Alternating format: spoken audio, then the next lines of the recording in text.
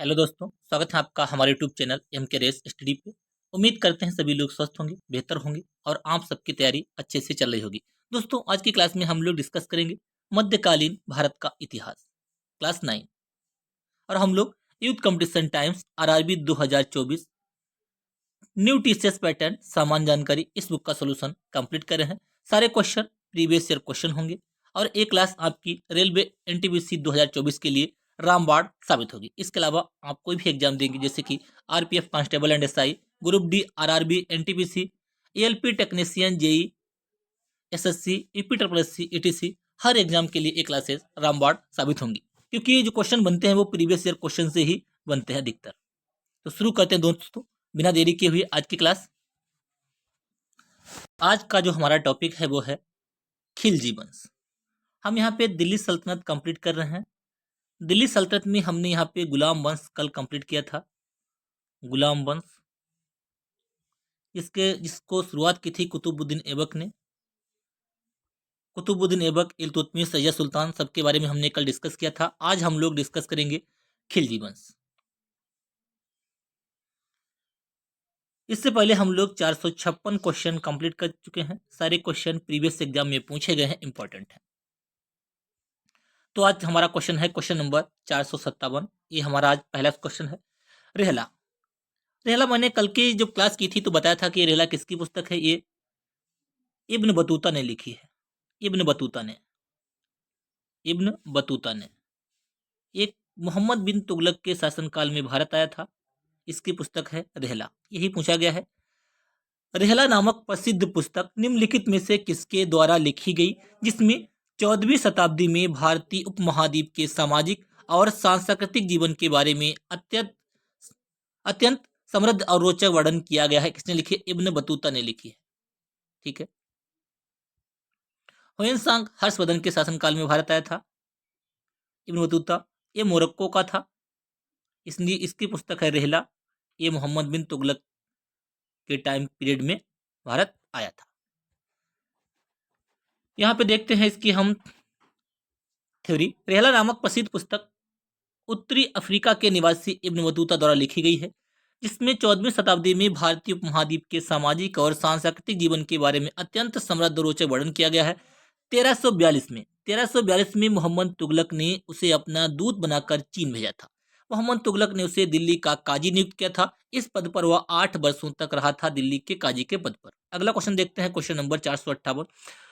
कौन सा शासक कुतुब मीनार के निकट अलाई मीनार बनवाना चाहता था, लेकिन इसका निर्माण कार्य पूरा नहीं हो सका? ऐसा कौन सा शासक था जो कुतुब मीनार के निकट अलाई मीनार बनवाना चाहता था, लेकिन इसका निर्माण कार्य पूरा नहीं हो सका? तो कौन था वो? अलाउद्दीन खिलजी। ऑप्शन हमारे यहाँ पे ए करेक्ट हो जाएगा। अलाउद्दीन खिलजी ने बाजार नियंत्रण प्रणाली भी चलाई थी, बहुत फेमस थी ये। कुतुब मीनार के उत्तर में अधूरी बनी अलाई मीनार का निर्माण अलाउद्दीन ठीक है, खिलजी ने करवाया था। इसकी ऊंचाई 24.5 मीटर है।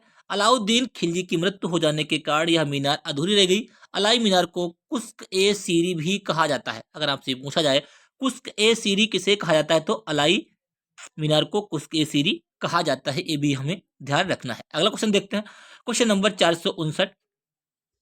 निम्नलिखित में से किसने अपने सैनिकों के लिए सैन्य गौरीसेन शहर सीरी का निर्माण कराया था? कुछ ए सीरी। अब यहाँ पे आया है शहर सीरी का निर्माण किसने करवाया था? तो किसने कराया था? अलाउद्दीन खिलजी ने कराया था। ऑप्शन हमारे यहाँ पे सी करेक्ट हो जाएगा। अलाउद्दीन खिलजी ने 1303 ईस्वी में सैन्य शहर सीरी यानी कि दूसरी दिल्ली की नींव रखी। उसने सीरी शहर की पानी की जरूरत को पूरा करने के लिए हौज ए खास, अगर आपसे पूछा जाए हौज ए खास नामक जलाशय किसने बनवाया था, तो अलाउद्दीन खिलजी ने इसका निर्माण कराया था। इसने कुब्बतुल इस्लाम मस्जिद के दक्षिणी प्रवेश द्वार के रूप में अलाई दरवाजा का निर्माण कराया था। अलाई दरवाजा, हौज ए खास, ये किसने बनवाए थे? अलाउद्दीन खिलजी ने। अगला क्वेश्चन देखते हैं हम यहाँ पे। क्वेश्चन नंबर हमारा है 460। रानी पद्मावती का संबंध किस शहर से है? रानी पद्मावत अगर आपसे पूछा जाए पुस्तक किसकी है? पद्मावत जो पुस्तक है वो मेरे भाई मलिक मोहम्मद जायसी की है। किसकी? मलिक मोहम्मद जायसी की ये पुस्तक है पद्मावत। तो रानी पद्मावती का संबंध किस शहर से है? पुष्कर से है क्या? क्या जोधपुर से है, क्या उदयपुर से, या चित्तौड़गढ़ से है? या यहाँ पे इनका संबंध किससे हो जाएगा? चित्तौड़गढ़ से हो जाएगा। ऑप्शन सी करेक्ट हो जाएगा, चित्तौड़गढ़। रानी पद्मावती का संबंध जो है वो चित्तौड़गढ़ से है। यह चित्तौड़गढ़ के राजा जो थे रतन सिंह की पत्नी थी। कौन थी पद्मावती? ये चित्तौड़गढ़ के राजा थे, उनके रतन सिंह की पत्नी थी। अलाउद्दीन खिलजी ने जब चित्तौड़ पर 1303 ईस्वी में आक्रमण किया था, तब वहां के शासक राजा रत्न सिंह थे। अलाउद्दीन से 7 माह का युद्ध होने के पश्चात रतन सिंह ने पराजय स्वीकार कर ली, कर आत्मसमर्पण कर दिया, जिसे अलाउद्दीन ने बंदी बना लिया। अलाउद्दीन का किले पर अधिकार हो गया और रानी पद्मावती ने अनेक स्त्रियों के साथ जौहर कर लिया। आप लोगों ने पद्मावत मूवी देखी होगी, जिसमें इसको बहुत अच्छे तरीके से बताया गया इसके बारे में। अलाउद्दीन खिलजी, ठीक है। अलाउद्दीन खिलजी के शासनकाल में राज्य द्वारा निम्नलिखित में से किस प्रकार का कर नहीं लगाया गया था? इसने किस प्रकार का कर नहीं लगाया था? लघु उद्योगों पर कर लगाया था क्या? कृषि पर, मवेशियों पर, या आवास पर? इनमें कौन सा इन्होंने कर नहीं लगाया था? कौन सा? लघु उद्योगों पर इन्होंने कर नहीं लगाया था, कृषि पर लगाया था, आवास पर, मवेशियों पर, इन सभी पर लगाया था। एनटीपीसी 5/3/2021 वन स्टेज फर्स्ट में ये क्वेश्चन पूछा गया। दोस्तों, अब तक हमने जितने क्वेश्चन डिस्कस किए हैं सारे प्रीवियस एग्जाम में पूछे गए हैं, इंपॉर्टेंट है। उम्मीद करते हैं इस सीरीज है आप सभी के लिए, जब हम इस बुक को कंप्लीट कर लेंगे, ये सभी के लिए, आप सभी के लिए रामबाण साबित होगी। तो आप अगर यदि चैनल पे नए हैं तो चैनल को सब्सक्राइब कर लीजिएगा प्लीज़, और अधिक से अधिक शेयर कीजिएगा, जिससे कि मैं मोटिवेट होकर आपको बेहतर से बेहतर कंटेंट प्रोवाइड कर सकूं, और यहीं से आपके क्वेश्चन एग्जाम में 100% फंसेंगे। अलाउद्दीन खिलजी के शासन काल में राज्य द्वारा निम्नलिखित में से किस प्रकार का कर नहीं लगाया गया था? लघु उद्योगों पर नहीं लगाया गया था, कौन सा था? अलाउद्दीन खिलजी 1296 से 1316 टाइम पीरियड तक दिल्ली सल्तनत के खिलजी वंश का दूसरा शासक था। अलाउद्दीन खिलजी खिलजी वंश का प्रथम सुल्तान था, जिसने भू राजस्व तथा सैन्य क्षेत्र में बहुआयामी सुधार किए। अलाउद्दीन खिलजी ने वास्तविक उपज के लिए आधार पर लगान की राशि निश्चित की थी। इसने कृषि पर कर के तहत भू राजस्व की दर को उपज का 1/2 यानी कि आधा भाग कर दिया। अलाउद्दीन खिलजी ने 2 नए कर लगाए। पहला चराई कर लगाया था, जो दुधारू पशुओं पर लगाया जाता था, और दूसरा गढ़ी कर, जो घरों, आवासों एवं झोपड़ी पर लगाया जाता था। चराई कर और गढ़ी कर लगाए थे। गढ़ी जो था आवास से रिलेटेड था, चराई जो था पशुओं से रिलेटेड था। खिलजी वंश का प्रथम शासक था। खिलजी वंश का प्रथम शासक इनमें से कौन हो जाएगा? बलबन था क्या? क्या मलिक काफूर था? अलाउद्दीन खिलजी था, या जलालुद्दीन फिरोज खिलजी? इनमें से हमारा कौन करेक्ट होगा? खिलजी वंश का प्रथम शासक था मेरे भाई Jalaluddin Firoz Khilji. Option D correct हो जाएगा। अगला क्वेश्चन देखते हैं, इसकी व्याख्या देखते हैं। गुलाम वंश के शासन को समाप्त कर 13 जून 1290 ईस्वी को जलालुद्दीन फिरोज खिलजी ने खिलजी वंश की स्थापना की। जलालुद्दीन खिलजी ने अपना राज्याभिषेक किला खोरी महल में करवाया था। अलाउद्दीन खिलजी खिलजी वंश का दूसरा शासक था। फिरोज खिलजी के बाद बैठा अलाउद्दीन खिलजी। इसे अपने शासनकाल में मूल्य नियंत्रण प्रणाली को दृढ़ता से लागू किया था। दक्षिण भारत में विजय के लिए मलिक काफूर को भेजा किसने? अलाउद्दीन खिलजी ने। मलिक काफूर को इसने गुजरात अभियान में खरीदा था। 13वीं सदी में बख्तियार खिलजी ने बंगाल के किस राजा को पराजित किया था? 13वीं सदी में बख्तियार खिलजी ने बंगाल के किस राजा को? लक्ष्मण सेन को पराजित किया था इसने। 13वीं सदी में तुर्की शासक बख्तियार खिलजी कहाँ का था? तुर्की का था। बंगाल के शासक लक्ष्मण सेन को पराजित किया था। लक्ष्मण सेन बंगाल के सेन राजवंश के चौथे शासक और एकीकृत बंगाल के आखिरी हिंदू प्रशासक थे। उनकी राजधानी नदिया थी। पश्चिम बंगाल की राजधानी कौन थी? नदिया थी। बख्तियार खिलजी ने बिहार और बंगाल के बीच क्षेत्रों को जीतकर एक प्रांत के रूप में संगठित किया तथा लखनौती को राजधानी के रूप में स्थापित किया। अगला देखते हैं। अब हम यहाँ पे डिस्कस करेंगे तुगलक वंश। तुगलक वंश किस डैश के शासन काल के दौरान निर्मित बेगमपुरी मस्जिद दिल्ली में उनकी नई राजधानी जहांपना की प्रमुख मस्जिद थी। कौन सा वो शासक था इनमें से? आप लोगों ने देख लिया होगा, मोहम्मद बिन तुगलक।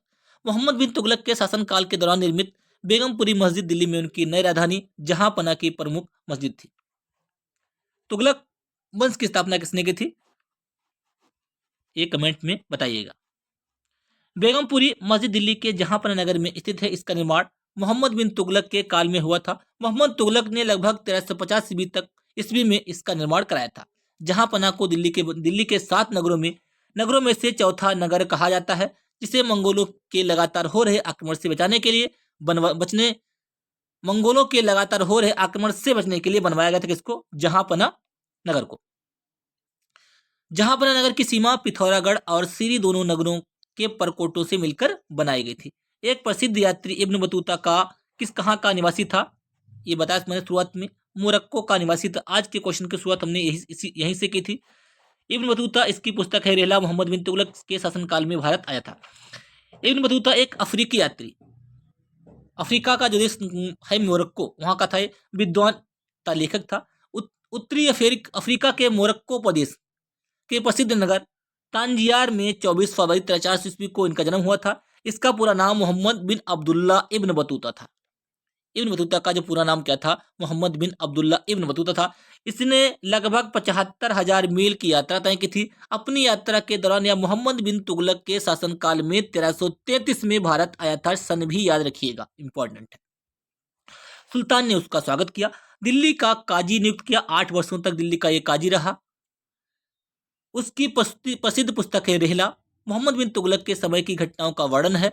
सन 1342 ईस्वी में इब्न बतूता सुल्तान के राजदूत की हैसियत से चीनी शासक तोगन तैमूर के दरबार में गया था। प्रसिद्ध यात्री और लेखक मोहम्मद इब्न बतूता किस देश से संबंधित थे? देखिए कितनी बार क्वेश्चन रिपीट हुआ। कहाँ का था? मोरक्को तक का था, जिसने 14वीं शताब्दी में भारत सहित कई देशों की यात्रा की थी। कहाँ का था ये? मोरक्को का था। ऑप्शन डी करेक्ट हो जाए। अगला क्वेश्चन देखते हैं। काकतीय राजवंश का अंतिम शासक, काकतीय राजवंश का अंत निम्नलिखित में से किसके द्वारा किया गया था? काकतीय राजवंश का अंत किसके द्वारा किया गया था? दिल्ली सल्तनत के द्वारा काकतीय राजवंश का अंत किया गया था।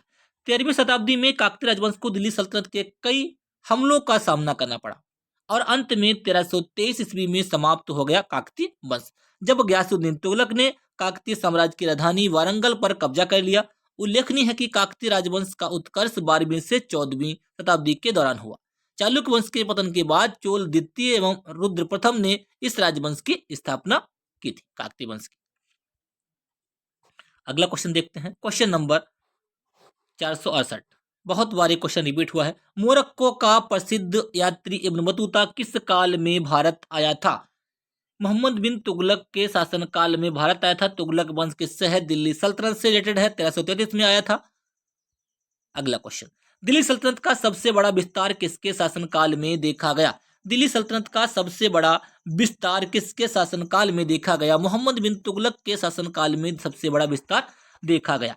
इतिहासकारों के मत से 1206 से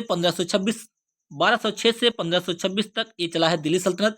1526 में बाबर ने इब्राहिम लोदी को हराकर मुगल वंश की नींव रखी थी। 5 सुल्तानों का शासनकाल को दिल्ली सल्तनत कहा जाता है। ये वंश थे गुलाम वंश, खिलजी वंश, तुगलक वंश, सैयद वंश और लोदी वंश। इनका टाइम पीरियड भी आप याद रखिएगा, इंपॉर्टेंट है। गुलाम वंश जब चला है 1206 से 1290, यहाँ पे लिखा है 1206 से 1290 गुलाम वंश, 1290 से 1320 खिलजी वंश, तुगलक वंश 1320 से 1414, सैयद वंश 1450 और लोदी वंश 1451 से 1526।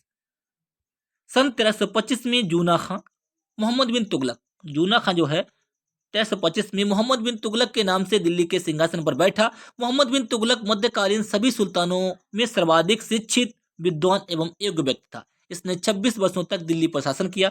इसके शासनकाल के दौरान दिल्ली सल्तनत का सर्वाधिक भौगोलिक विस्तार हुआ, जिसमें लगभग पूरा भारतीय उपमहाद्वीप शामिल था। प्रसिद्ध कन्नड़ नाटक तुगलक, जिसका अन्य भारतीय भाषाओं में भी मंचन किया गया, तुगलक के लेखक कौन है? अगर आपसे पूछा जाए यहाँ पे तुगलक के लेखक कौन है, ये RRB NTPC में क्वेश्चन पूछा गया आपका है। तुगलक के लेखक कौन है? गिरीश कर्नाड। ऑप्शन हमारे यहाँ पे बी करेक्ट हो जाएगा। प्रसिद्ध कन्नड़ नाटक तुगलक, जिसका अन्य भारतीय भाषाओं में मंचन किया गया, के लेखक हैं गिरीश कर्नाड। कौन है? गिरीश कर्नाड। तुगलक गिरीश कर्नाड द्वारा लिखित 1964 ईस्वी का भारतीय कन्नड़ भाषा का नाटक है। 13 दृश्यों का यह नाटक मोहम्मद बिन तुगलक के शासनकाल पर आधारित है। नाटक में नायक तुगलक को महान विचारों और भव्य दृष्टि के रूप में चित्रित किया गया है। अगला क्वेश्चन देखते हैं 471, किस सम्राट ने अपनी राजधानी दिल्ली से दौलताबाद ट्रांसफर की थी? किसने की थी? मोहम्मद बिन तुगलक ने राजधानी दिल्ली से दौलताबाद की थी। मोस्ट इंपॉर्टेंट क्वेश्चन है, बहुत बार पूछा गया। देखिए RRB group D, RRB NTPC में मोहम्मद बिन तुगलक ने कई प्रशासनिक परिवर्तन किए, जिसमें दुआब में कर वृद्धि, याद रखिएगा, सांकेतिक मुद्रा का प्रचलन तथा राजधानी दिल्ली से दौलताबाद ट्रांसफर की थी मोहम्मद बिन तुगलक ने। 1351 ईस्वी में उसकी मृत्यु पर इतिहासकार बदायूनी ने लिखा है कि सुल्तान को उसकी प्रजा से और प्रजा को सुल्तान से मुक्ति मिल गई। मोस्ट इंपॉर्टेंट एक कथन है, याद रखिएगा किसने कहा था? बदायूनी ने कहा था। किसकी मृत्यु पे कहा था? किसकी मृत्यु पे कहा था? मोहम्मद बिन तुगलक की मृत्यु पे कहा था कि सुल्तान को उसकी प्रजा से और प्रजा को सुल्तान से मुक्ति मिल गई।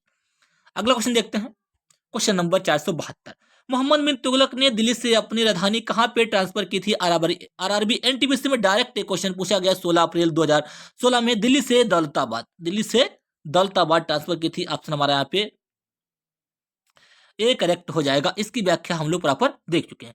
आगे देखते हैं अगला क्वेश्चन नंबर हमारा है 473, 14वीं शताब्दी के दौरान भारत में किसने सोने व चांदी के नियमित मुद्राओं का स्थान पर सस्ती धातुओं से निर्मित सांकेतिक मुद्रा का उपयोग किया था, जो बाद में असफल रहा था? किसने किया था? मोहम्मद बिन तुगलक ने।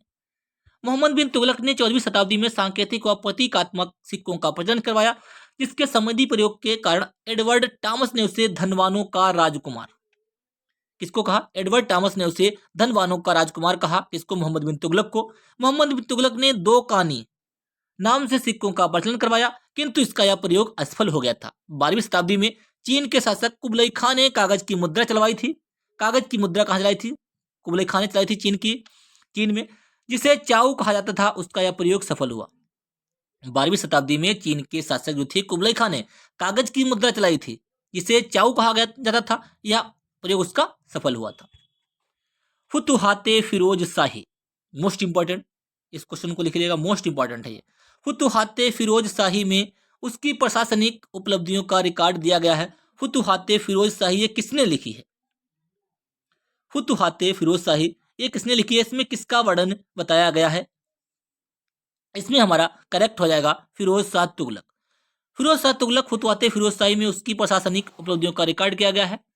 फुतुहाते फिरोज शाही में जो है फिरोज शाह तुगलक की प्रशासनिक उपलब्धियों का रिकॉर्ड दिया गया है। फुतुहाते फिरोज शाही में फिरोज शाह तुगलक 1351 से 1388 ईस्वी में प्रशासनिक उपलब्धियों का विवरण दिया गया है। इसका लेखन स्वयं फिरोज शाह तुगलक ने करवाया था। फुतुहाते फिरोज शाही किसने लिखी है? फिरोज शाह तुगलक ने ही लिखी है। उसने अपने शासनकाल में चांदी एवं तांबे के मिश्रण से निर्मित सिक्के चलाए, जिन्हें अद्दा या बिक कहा जाता था। फिरोज ने अपने शासनकाल में 24 कष्टदायक करों को समाप्त किया और इस्लामी कानून द्वारा स्वीकृत केवल 4 प्रकार के कर, खराज, लगान, 4 प्रकार के उसने कर चलाए। कौन कौन थे? खराज, इसे लगान कहते हैं। खुम्स, युद्ध में लूट का माल होता था। जजिया एवं जकात को वसूल करने का आदेश दिया। ये 4 कर फिरोज शाह तुगलक ने। फिरोज शाह तुगलक ने नगर एवं सार्वजनिक निर्माण कार्यों के अंतर्गत लगभग 300 नए नगरों का स्थापना की थी।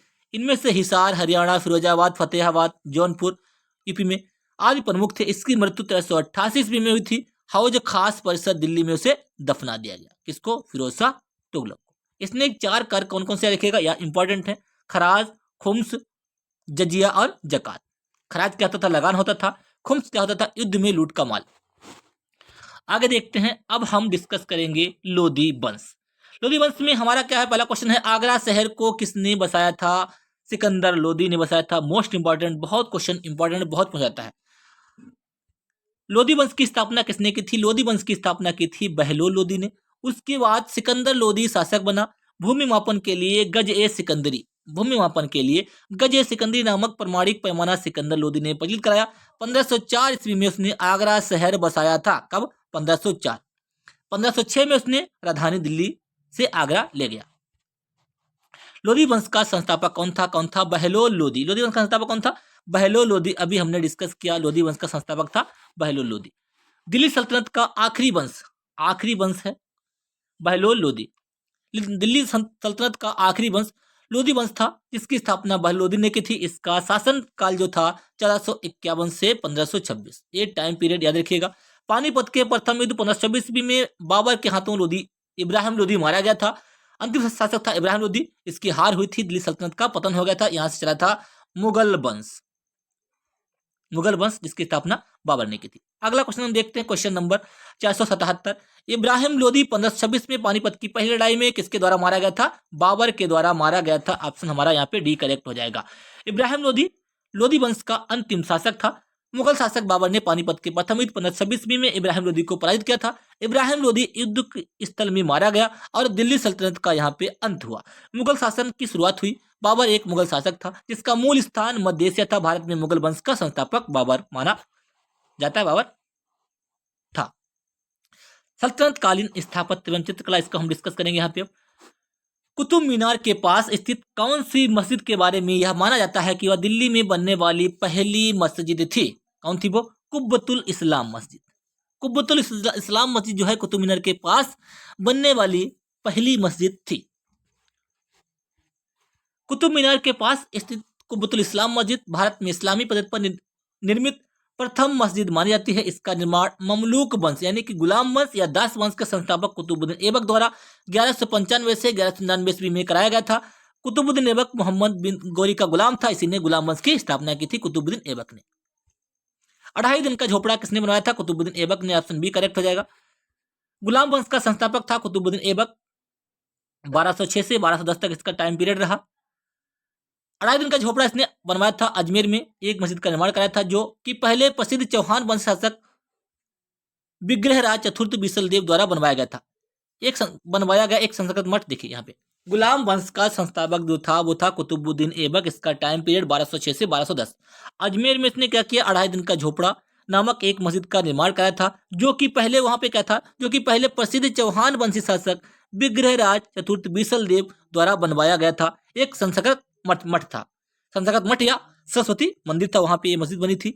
आज भी इस मस्जिद की दीवारों पर बीसल देव रचित हरिकेल नाटक और उसके दरबारी कवि सोमदेव कृत ललित विग्रहराज की कुछ पंक्तियां देखी जा सकती हैं। कुतुब मीनार जो दुनिया की सबसे ऊंची चोटी, कुतुब मीनार सॉरी चोटी नहीं ईंटों, कुतुब मीनार जो दुनिया की सबसे ऊंची ईंटों की मीनार है, इसका निर्माण 1193 ईस्वी में दिल्ली सल्तनत के किस संस्थापक के आदेशों के तहत हुआ था? किसने कराया था इसका? क्वेश्चन नंबर हमारा है 480। ऑप्शन हमारे यहाँ पे बी करेक्ट है, कुतुबुद्दीन ऐबक। कुतुब मीनार का निर्माण गुलाम वंश के शासक कुतुबुद्दीन ऐबक ने 1197 में आरंभ में करवाया और अपने शासनकाल में एक ही मंजिल का निर्माण करवा पाया। उसकी मृत्यु के बाद उसके उत्तराधिकारी इल्तुतमिश ने इसमें 3 मंजिलों का निर्माण कराया, साथ ही से पूर्ण कराया। इसके बाद में क्या हुआ? इसके बाद में तुगलक शासक फिरोज शाह तुगलक ने शासनकाल में प्राकृतिक दुर्घटना में चौथी मंजिल खराब हो गई थी और उसने पुनः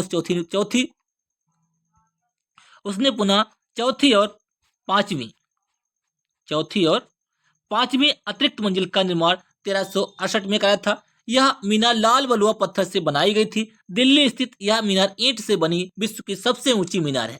इसकी ऊंचाई 72.5 मीटर है। कुतुब मीनार को 1993 ईस्वी में यूनेस्को की विश्व धरोहर सूची में शामिल किया गया। पहले इसकी शुरुआत किसने की थी? कुतुबुद्दीन ऐबक ने की थी। एक मंजिल बनवाई, उसके बाद में वो खत्म हो गए। उसके बाद में क्या किया? इल्तुतमिश ने 3 मंजिल बनवाई थी, 4 मंजिल बनवाई थी। उसके बाद में फिरोज शाह तुगलक ने क्या किया? फिरोज शाह तुगलक ने जो चौथी मंजिल ढह गई थी उसका निर्माण कराया, उसके अतिरिक्त एक 5वीं मंजिल बनवाई थी। यही यहाँ पे बताया गया। देखिए इल्तुतमिश ने इसमें 3 मंजिलों के निर्माण के साथ इसे पूर्ण कराया था। इसके उपरांत 3 मंजिल, ठीक है, एक तो मंजिल उसने बनवाई थी, 3 मंजिल तो उसने उसके बाद में एक मंजिल के बाद बनवाई तो 4 मंजिल हो गया। उसके बाद में क्या हुआ? फिरोज शाह तुगलक के शासनकाल में दुर्घटना में चौथी मंजिल खराब हो गई। उसने पुनः चौथी और 5वीं मंजिल का निर्माण करवाया। ठीक है, याद रखिएगा, इंपॉर्टेंट है। कुतुब मीनार का निर्माण किसने पूरा करवाया था? किसने कराया था? फिरोज शाह तुगलक, मोहम्मद बहाउद्दीन। इनमें से कौन सा करेक्ट? अभी मैंने बताया किसने कराया था, फिरोज शाह तुगलक ने। ऑप्शन हमारा बी करेक्ट हो जाएगा। अगला क्वेश्चन देखते हैं। 2.5 दिन का झोपड़ा कहाँ पे? अजमेर में है। किसने बनवाया था? कहाँ पे? अजमेर में है। कुतुबुद्दीन ऐबक ने 2.5 दिन का झोपड़ा बनवाया था। 2.5 दिन का झोपड़ा राजस्थान के अजमेर में स्थित मस्जिद है जिसका निर्माण मोहम्मद गौरी के आदेश पर कुतुबुद्दीन ऐबक ने 1192 में शुरू करवाया था। यह वर्ष 1199 बनकर तैयार हुआ था। इसका निर्माण एक संस्कृत महाविद्यालय के स्थान पर हुआ माना जाता है। भारतीय इस्लामी शिल्पकला जो कुतुब मीनार एवं अलाई दरवाजा जैसे स्मारकों में दृष्टिगोचर है, भारत के किस युग से संबंधित है? ये किससे है? दिल्ली सल्तनत से है। ऑप्शन हमारे यहाँ पे बी करेक्ट है, दिल्ली सल्तनत 1206 से 1226। अब देखिए यहाँ पे कुछ इंपॉर्टेंट इमारत और उनके शासक। 2.5 दिन का झोपड़ा कुतुबुद्दीन ऐबक, अजमेर में है ये।